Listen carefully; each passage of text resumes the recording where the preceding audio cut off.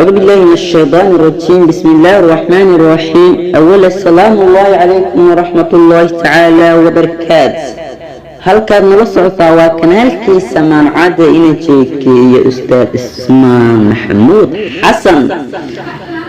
maantana waxaan idin hayaa English shorfaa sentence oo aad iyo aad u xiiso badan, laakiin intaadan bilaawanin cashirkeeni waxaan kuu sheegayaa inaad saarto laagta.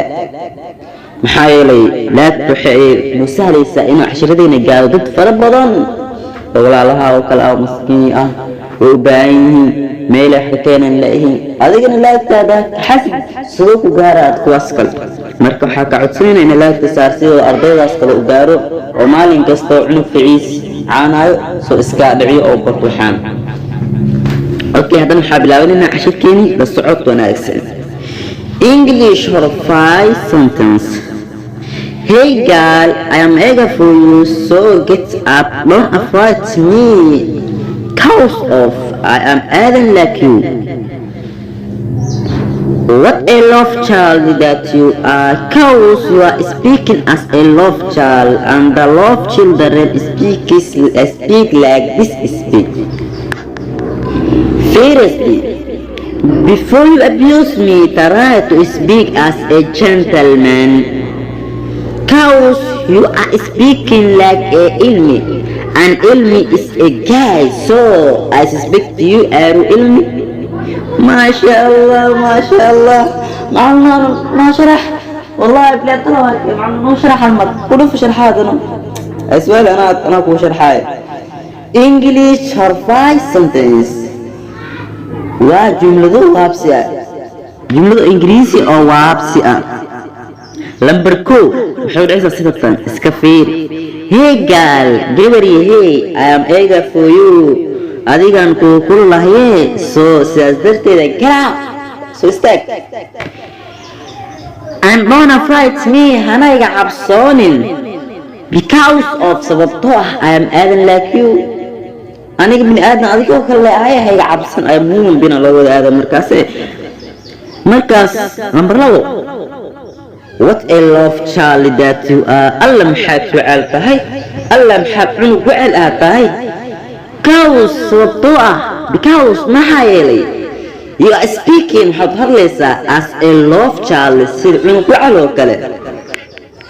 and the love children wacaladuna speak waxay u hadlaan like speak sida haddo saano kale u hadlaan sida hadlo camal ay waclado u hadlaan.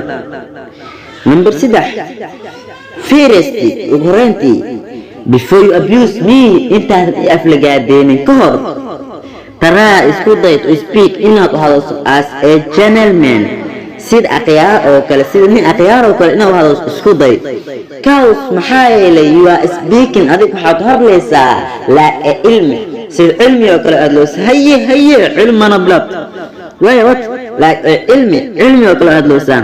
and cilmina is a guy, waa halis ya. marka saaxib waxaa isku qaldan guygan lama u dhigabataan. mid guy waxa waaye guy marka waxa la English iyo lahay guy. midkan la shaqalada kala duwan marka mid eewa mid liyu waa tan eeda marka khamiis waa la iska fiiro dhalaqa wasqooyin laakiin ay kala duwan qoraal kan kala you kan eewa.